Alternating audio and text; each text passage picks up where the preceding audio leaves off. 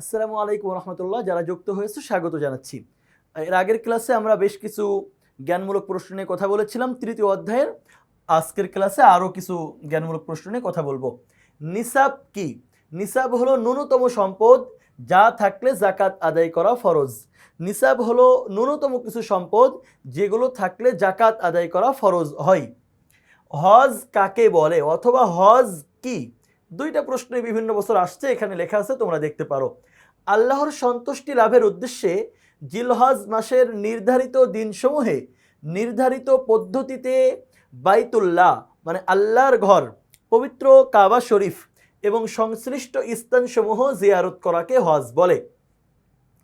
আল্লাহর সন্তুষ্টি লাভের আশায় জিলহজ মাসের নির্ধারিত দিনসমূহে বাইতুল্লাহ এবং সংশ্লিষ্ট আশেপাশের কিছু স্থান জিয়ারত করাকে হজ বলে। সর্বাপেক্ষা সম্মানজনক পেশা কি?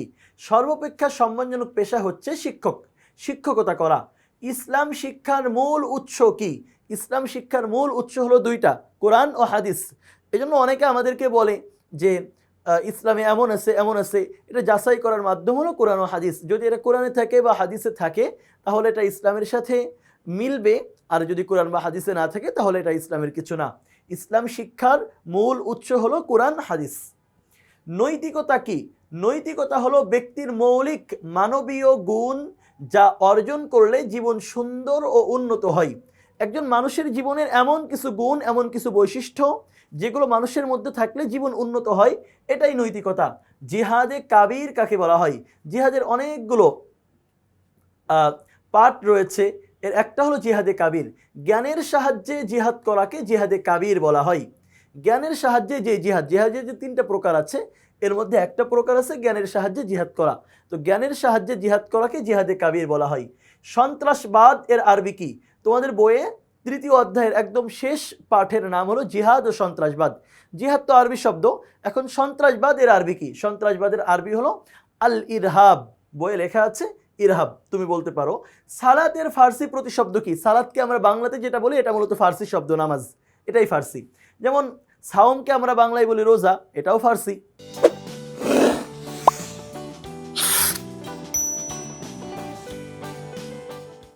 সাওমের প্রতিদান সম্পর্কে হাদিসে কুদসিতে কি বলা হয়েছে? সাওমের প্রতিদান সম্পর্কে হাদিসে কুদসিতে আল্লাহ তাআলা বলেন, আস-সাওমু লি ওয়া আনা আজজি বিহি, রোজা আমার জন্য, আমি আল্লাহ নিজেই এর প্রতিদান দিব।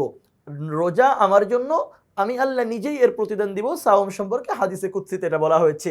দ্বীনি ইলম কি? দ্বীনি ইলম বলতে সাধারণত ইসলাম ধর্ম সম্পর্কিত জ্ঞানকেই বোঝায়।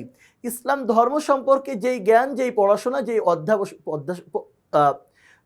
অধ্যাবসা, এটাই হলো দ্বীনি ইলম। যেমন কোরআন, হাদিস, ফিকহ, তাফসির ইত্যাদি ইত্যাদি।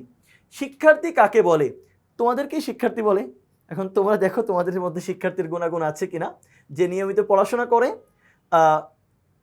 পড়ার প্রতি, শেখার প্রতি আগ্রহী, যত্নশীল, তাকে শিক্ষার্থী বলে। এখন একজন বাবা মার চাপে জোর করে নিয়মিত পড়ে, আগ্রহী না, যত্নশীল না, তাহলে কিন্তু তাকে এই সংজ্ঞা অনুযায়ী শিক্ষার্থী বলা যায় না।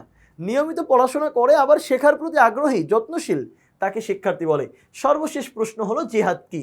জীবন, সম্পদ, জান, মাল, ইলম, আমল, লেখনী, বক্তৃতার মাধ্যমে সত্য ন্যায় প্রতিষ্ঠায় আল্লাহর দ্বীনকে সমুন্নত করাই হলো জিহাদ। সরাসরি এই সংজ্ঞায় বইয়ে লেখা আছে। তো দুইটা ক্লাসে আমরা সর্বমোট 25টা জ্ঞানমূলক প্রশ্ন নিয়ে কথা বললাম, যেটা তোমাদের সৃজনশীল প্রশ্নের ক নম্বরের উত্তর দিতে সহায়ক হবে ইনশাআল্লাহ বিইذنিল্লাহ। পরবর্তী কোনো ক্লাসে তোমাদের সাথে আবার দেখা হবে। আজ বিদায় নিচ্ছি, আল্লাহ হাফেজ, আসসালামু আলাইকুম ওয়া রাহমাতুল্লাহ।